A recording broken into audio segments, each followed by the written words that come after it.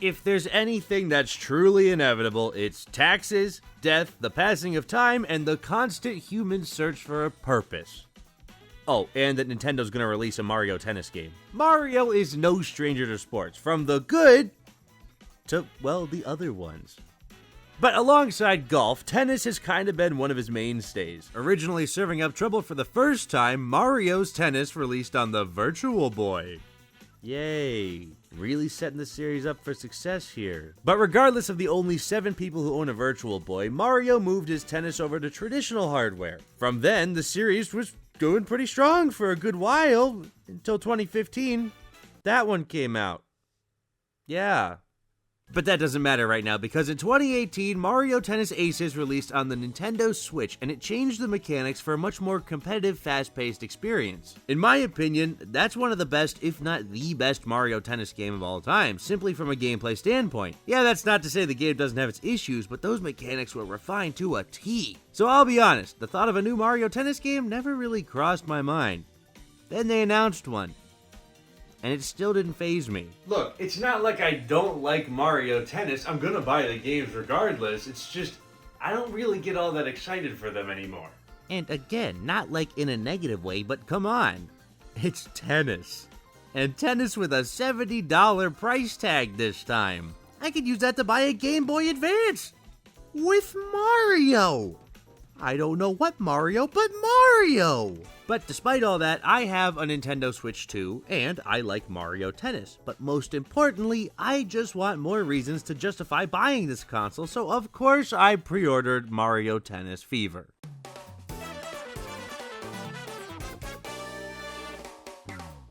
Now here's the thing with justifying a new Mario Tennis game when you could technically just buy Aces and play that on your Switch 2. You need a new mechanic, some type of gimmick to shake things up and keep the game feeling fresh and interesting. And no, adding just a Mega Mushroom to the game is not an engaging gimmick. Thankfully, Fever's new gimmick is the Fever Rackets. These let you select one of 30 rackets, all with varying effects. For example, some shock other players, others drop spinies on their courts, or you could just straight up blind your opponents with ink. And I'm very happy to say that these are an incredibly welcome addition. While at its core, the gameplay is still the same Mario Tennis always has been, but to make up for the wacky rackets, Fever slows down the ball speed to focus more on the smaller, intense moments. How the Fever shots work is you have to build up your meter to unleash a powerful Fever shot on your opponent. As the ball hits the ground on the other court, the effect goes into play. But be careful, if they return the ball before it hits the ground, the effect is now in your court. This makes for some extremely chaotic and enjoyable interactions. And while skill is still very important here, the goofy rackets give it that Mario feel that gives every player a chance. That feeling that I think the Mario Sports series has been missing out on for quite a while. To coincide with the Fever rackets, there's a ton of playable characters and a decent amount of courts. Honestly, all of this totaled together, when I'm looking for a multiplayer time with my friends, Fever delivers stronger than the rest of the Mario Tennis series. I mean, this gameplay loop is incredible for 4-player couch co-op. But that's not all the game has to offer. What about its single-player content?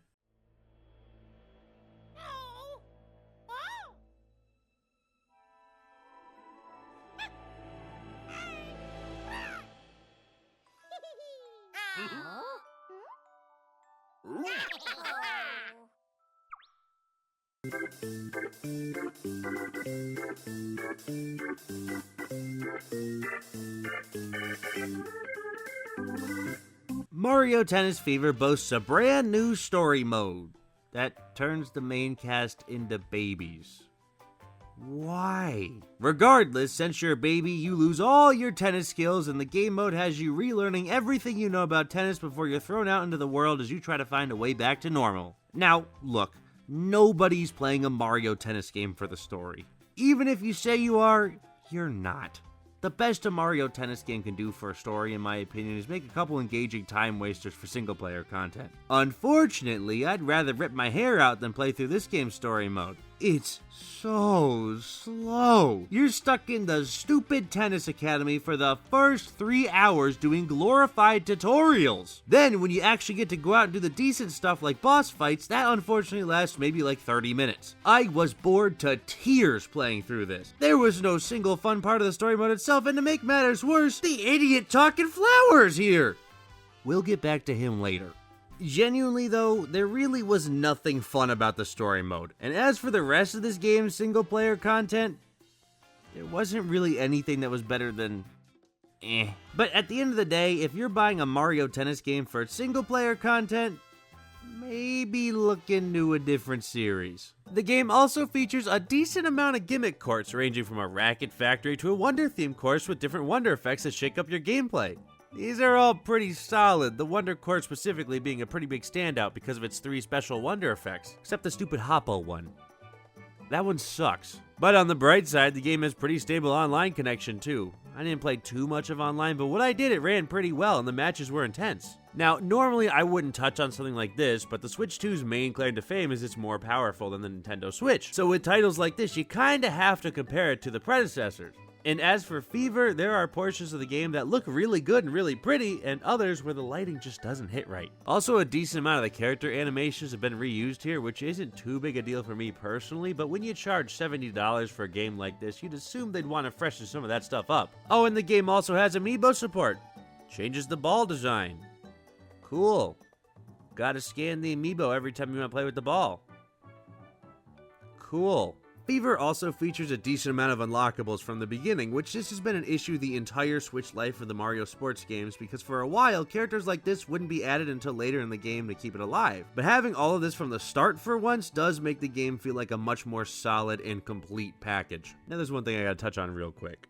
What is Nintendo's fascination with the stupid talking flower? A little idiot was introduced in Super Mario Bros. Wonder, and since then, he will not go away. He doesn't fit in with the rest of the cast, and here specifically, he is incredibly annoying. Now for main play, thankfully you can shut him up, but in games like the tournament modes and story mode, you cannot turn him off. And he takes it upon his stupid little self to blurt out any nonsensical line in his little brain every time you hit the ball.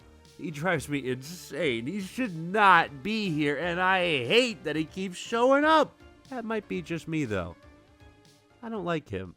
But at the end of the day, this is a very interesting game. I feel like a lot of people are on the fence when it comes to this one, and yeah, charging $70 for a tennis game, that'll do it to you. So I figure the main question on everyone's mind is it worth it? Unfortunately, there's not really a clear answer. I think this is an incredibly situational game. This one's not for everybody, and what I mean by that is if you have 2 to 4 people who would gladly play this with you, then yeah, I would 100% recommend this game. The multiplayer is refined and perfected with the Fever Rackets, and it's bound to give you a good time. But if you don't frequently play these games with friends, I cannot recommend this game. There is not enough good single-player content to hold you over. Every single-player mode here is at best mediocre. I will say though, this is the best time to release a game like this, because I think if it released later in the Nintendo Switch 2's life, when there are more options out there, more people would definitely be willing to skip it. But one of its biggest pulls right now is just to have more games on your Switch 2, more exclusives. Look, at the end of the day, my friends and I had a great time playing Mario Tennis Fever. If you're looking for a chaotic, fun, multiplayer experience, Mario Tennis Fever is the game for you. Just don't get too excited about its single-player content.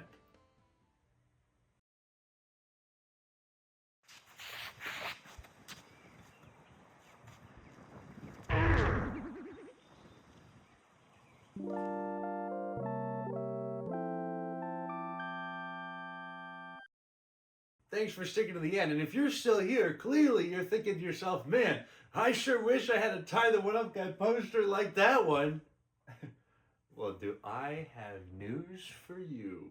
With the link posted below, you could check out all sorts of Tie the One Up Guy merch. From posters, shirts, to stickers, we have it all. This is the best way to support both me and the channel while also getting something cool in return. If you're interested, a link to my shop, Tyler's Extra Life merch, will be available down below. Thanks for watching.